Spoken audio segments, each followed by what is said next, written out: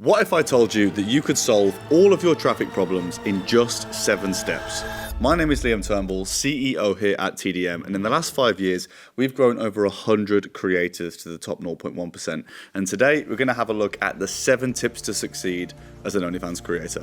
Before we continue, if you're finding this video valuable and you want to get in on the discussion, then linked in the description is our free Telegram community, where we essentially discuss all things OFM, from client acquisition to traffic to chatting.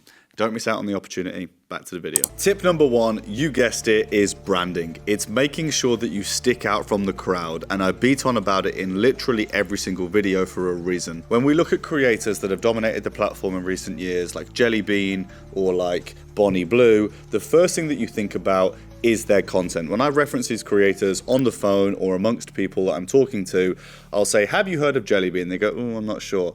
Okay, well, what about the girl who jumps up and down on the Lamborghinis? Oh yeah, I know her, which proves the value of great branding. Or Bonnie Blue, they might not recognize the name, but then they hear the girl who slept with 1,057 women, men, we wish. They're like, oh yeah, I remember that girl. So it proves the value of a good branding because the content is rememberable. The art of branding and marketing as a whole is to be rememberable. And if you're going to produce the same kind of content that you've always produced, that everybody else does, you aren't going to stick out from the crowd. You aren't going to garner any more interest than the next creator. So leaning into what you're good at, leaning into hobbies, interests, the way you look, the way that you're built within your physique, talents that you have that make you different, things that help you stick out. Play into that, brand yourself in line with that, and you'll see much more success from the outset. Tip number 2 is about platforms. Firstly, more is not always better. And if you're a creator who is branded as a girl next door, you don't need a FetLife account, right?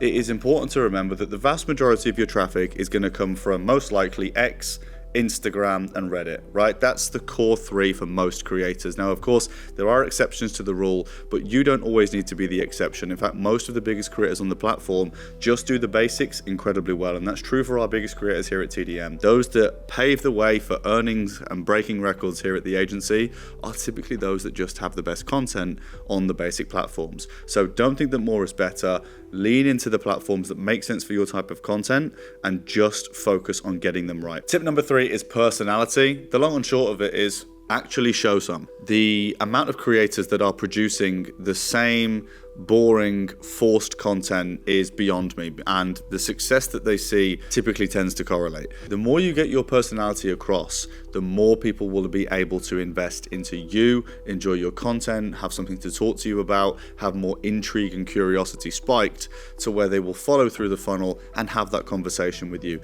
It might be about a mutual interest, it might be about something that you said, or it might be that they just like your vibe, but getting your personality across is a non-negotiable. Tip number 4 is to remember to take your time when producing content. Quality matters more than quantity, especially in the beginning phases.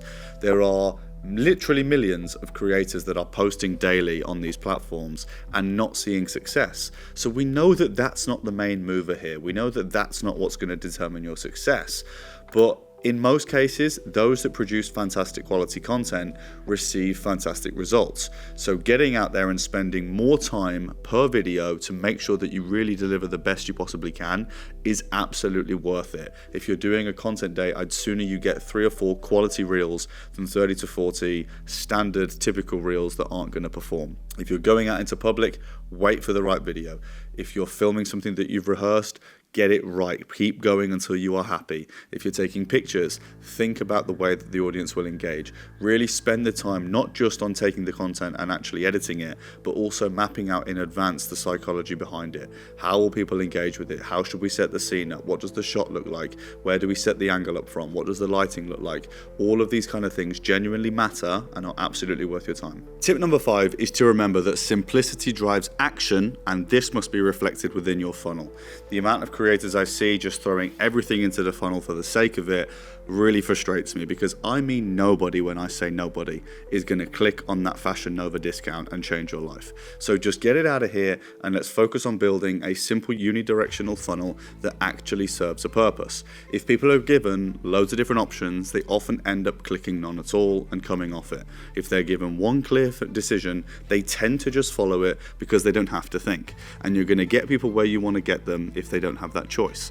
So instead of having all of these different links with these glamorous glamorous looking cool discount codes and all this sort of stuff. Just get them to the place that you want to get them, which is oftentimes your OnlyFans. And when they're there, don't give them any other social icons. Don't redirect them to wish lists or websites. Just let them subscribe and actually give you the money that you want them to spend. Tip number 6 is going to be to stay in the loop, which sounds obvious, but is actually very important and often misunderstood. For most creators, they think that just staying within this network of a few friends that they've got in the space is enough. But the harsh reality is most creators are not good at OnlyFans, and most of them make less than a few grand a month. And the problem that I see is that when I see a creator 2 years ago, for example, I'll touch base with her, give her a bit of advice, she maybe won't take it, she'll stay where she is.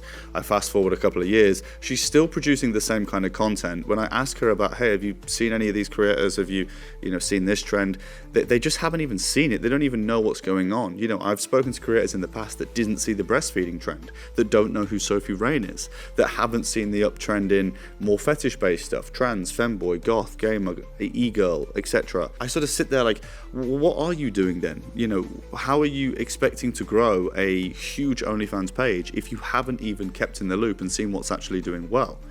Get out there, consume content, look at the creators that are growing on the platform, look at those that are growing faster than you are, understand the branding, understand how they've niched, understand the content they produce, why they produce it in that way, the platforms they pick, how they deliver it, and think about the way that you can take a leaf out of their books to improve your own content. And my final tip number 7, is that team is everything and you need a team to grow.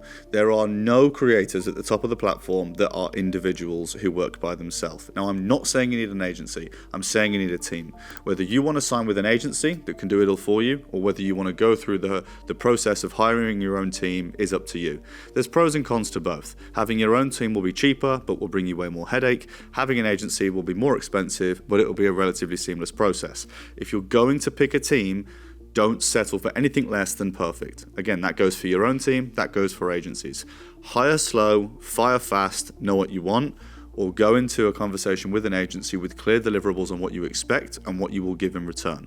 In any case, know what you want, go after it, don't settle for less, and make sure you deliver on your behalf so that they can deliver on theirs. So with all that said and done, I hope that you found it valuable and have got a bit of an idea on what the next few steps will look like for you as a creator. If you do want that last little touch of support, we do have a link in the description to our website where you can find our link to a free audit. This is a process that we will undergo to have a look at your socials, have a look at your OnlyFans, your funnel, and give you a little bit of feedback on things that you can look at to improve. It's a totally free process and it can honestly be life-changing because we can pick up on a few things that you maybe didn't think about or vent a few ideas that we have that can help you change direction forever. So link in the description, take advantage of the audit. It's literally free and easy, and we hope that it serves you well.